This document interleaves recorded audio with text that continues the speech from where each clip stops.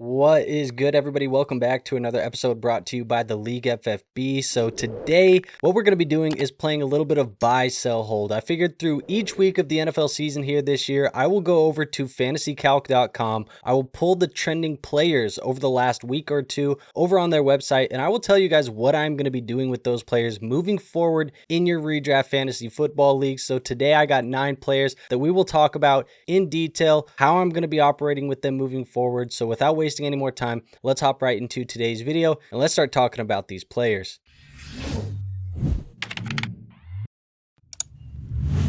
All right, so the first player we're going to talk about today is going to be Chase Brown, running back for the Cincinnati Bengals. Now, he just went out in week 1, had 21 carries, 43 rushing yards, 1 rushing touchdown, had 2 receptions, 3 targets. It was a mediocre day for Chase Brown, to say the least. For me, I'm buying Chase Brown, though, and the reason why is he saw 92% of the backfield touches for the Bengals in week 1, which was number 1 in the NFL amongst all running backs. He was second in total running back touches in week 1 as well, only behind Christian McCaffrey. So this is a player that's getting elite usage in an elite offense, and I think the fantasy points are going to come eventually. They obviously didn't come in week 1, but the usage, it should bring them in bunches over time. So Chase Brown for me is somebody we should definitely be trading for because I do think he's going to be one of the high-end fantasy football running backs for our fantasy football teams here this year. Now, the next guy we're going to be talking about is going to be Christian McCaffrey, running back for the San Francisco 49ers. He went out this week, 142 total yards on 31 touches, did not get into the end zone, but he had 9 catches on 10 targets, did a lot in the receiving game as well. This is why you drafted Christian McCaffrey, and for me, he's a player that I am holding going into week 2. Obviously, Christian McCaffrey, he is a player that has some risk. We knew that. We saw that come up with the calf injury. It was scary earlier in the week, but obviously this was a reminder that this can pop up at any point in time for the NFL season. For Christian McCaffrey, obviously he is a player who is going to be at much higher injury risk than your typical running back. That said, if you drafted him, you should have known that going into the season, so you should be holding the bag because when he is on the football field, these things happen. He led the NFL in running backs in rushing attempts, targets, target share, goal line attempts, and third down snaps in week 1. He was the number 1 running back in all of those categories. He was also a top 3 running back in missed tackles forced. So obviously Christian McCaffrey going to be a top 5 running back on the football field.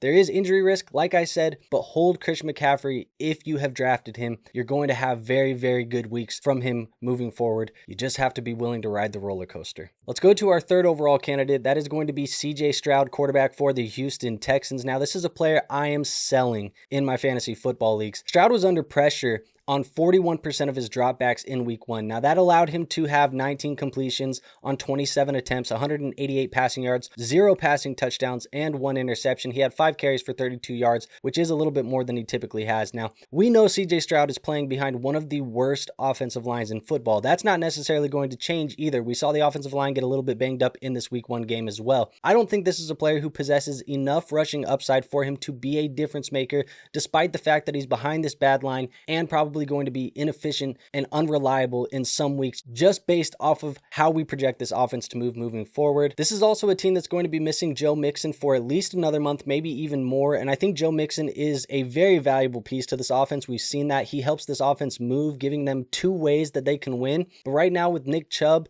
Woody Marks, all of these other guys in their running back room, it just leaves a lot to be desired, I think, from an offensive standpoint. So if I am going to be moving and selling CJ Stroud, which I am, I'm going to be moving him for somebody like Dak Prescott. I'm going to try and trade him for Jordan Love, maybe a Caleb Williams, a Drake May, or even a Justin Fields. Moving on to our next guy, I am going to talk about Amon-Ra St. Brown, wide receiver for the Detroit Lions. Now, he had 4 catches on 6 targets for 45 total yards. Nothing else. Wasn't a big day for him in fantasy football, and I do think that Detroit showed some major signs of missing former offensive coordinator Ben Johnson. The play calling, it wasn't as good as it has been in years past, but I still don't think we need to be overthinking Amon-Ra St. Brown for fantasy football purposes. This is still a player who I think is going to be the centerpiece of the Lions receiving game. He still posted the 5th highest week 1 PFF grade on this Lions football team. And he's still going to be a player who I think gets the targets, and the fantasy points are going to come eventually. So don't overthink Amon-Ra St. Brown. Hold him on your lineups if you have him already. I still think he's a stud. But speaking of Amon-Ra St. Brown, that does lead me to talk about his teammate, Jared Goff, quarterback for the Detroit Lions. He went out there, gave you 31 completions on 39 attempts for 225 yards, 1 passing touchdown, and 1 interception in a loss against the Green Bay Packers. Now, like I said, this is a team that looked like they are missing Ben Johnson, and I think think that if anybody is going to regress the most from a departure from Ben Johnson and Tanner Engstrand, who has been credited for some of the development of Jared Goff, I think it's going to be Jared Goff himself. Now, this offensive line isn't as good as it has been in years past, and we saw that, obviously Goff taking 4 sacks here in this game. Also, of all of the quarterbacks who started and played in week 1 up through the Sunday night football game, Jared Goff was 30th in air yards out of those 30 quarterbacks that played. So this is pre the Chicago Bears and Minnesota Vikings game, but still, that's not great statistics for Jared Goff. Another crazy stat that I found when looking into Goff right now is he has a 3-17-1 record when Ben Johnson and or Sean McVay are not calling plays for Jared Goff. So not a great track record when those two guys are not calling the plays for him. Like I said, I am going to be selling Goff, so if I'm trading him, I'm trying to move him for a guy like Justin Herbert, maybe a guy like Dak Prescott, Jordan Love, or Kyler Murray. Moving on to our next guy, I want to talk about A.J. Brown, wide receiver for the Philadelphia Eagles. His stat line was, let's just say, very, very gross. 1 for 1 for 8 total yards in that Thursday night football game against the Dallas Cowboys. Now, he did look pretty bad in week 1. I think this is still a player that is recovering from a hamstring injury. He obviously didn't have the practice reps coming into the season, and he hasn't really been working with this new offensive coordinator getting those live game reps either. So this is something that I think is going to take a little bit of time from A.J. Brown. I'm going to be holding here, even though I feel worse today than I did just a week ago with AJ, but I do think even though Jalen Hurts isn't throwing the football enough, I think when he does throw the football, he is going to be relying on a guy like AJ Brown. So he's still going to be able to do enough for you to produce some spike weeks. The offense is still going to be good enough. They're going to be in scoring positions enough where he's going to get into the end zone. So I'm holding AJ Brown. I think he's the last guy in a tier here where obviously we had Ladd McConkey and JSN, who I would consider as players I would rather have over AJ Brown. So if you do move him, I would like a JSN or a McConkey more than him at this point in time, but I'm still taking him over the next group of guys, which is guys like Tyreek Hill and Devontae Adams. Now, speaking of one of those guys, let's talk about Jaxon Smith-Njigba, wide receiver for the Seattle Seahawks. He had an incredible week 1. I mean, it really didn't produce a ton of fantasy football points. He definitely was one of the higher scorers. It just wasn't a massive week, but he still went 9 for 13 for 124 total yards. He had a fumble, which, took a couple of the fantasy points away from him, but I'm absolutely buying JSN right now going into week 2. This is a player who accounted for 82% of Seattle's receiving yards in week 1. He posted a 53% target share and a 90% air yard share in this Seattle offense as well. I think some of my earlier suspicions about Sam Darnold potentially regressing here for the Seattle Seahawks now that he's no longer having plays called by Kevin O'Connell, they did kind of look like they are coming to fruition. It does look like Darnold has regressed a little bit, but JSN is still going to be fed in this offense no matter what. I think he's going to be a PPR monster. If you were going to be buying JSN, I would be trying to trade guys like AJ Brown for JSN and or Ladd McConkey for JSN.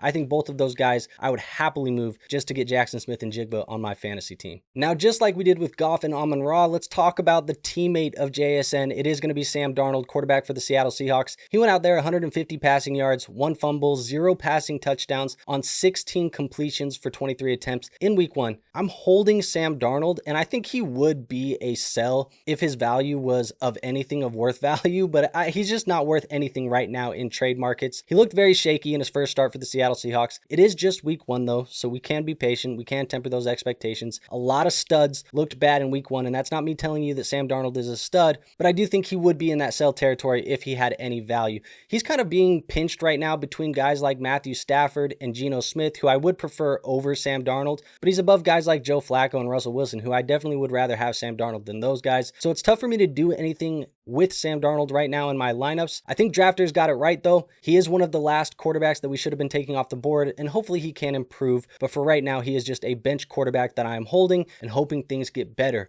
over time here in Seattle. And now my last and final trade candidate of today's video, it is going to be Tony Pollard, running back for the Tennessee Titans. He went out there, had 18 carries, 1 reception, a total of 89 yards on 19 touches with a fumble. It was a mediocre day for Tony Pollard. This Titans offense didn't look great, but I am buying Tony Pollard heading into week 2. He's still a player that saw 90.4% of the backfield touches for the Tennessee Titans in week 1, which was the 3rd highest in running back backfield touches in the NFL. So he's a player who saw a majority of the workload, pretty much more than anybody else in the NFL not named Chase Brown and Christian McCaffrey. And despite only seeing 29 receiving yards, he was still the receiving yardage leader for this team in week 1 as well. Now, this Titans offense, I do expect it to improve over the course of the year. And even though Spears is going to be back eventually into the lineup, I do think Tony Pollard should have some easier matchups on the horizon. This was a tougher matchup against that Denver defense. We know it's pretty good overall. But if I was going to be trading and buying a guy like Tony Pollard on my fantasy football team, some options that I would be looking to move to potentially get Pollard in my lineup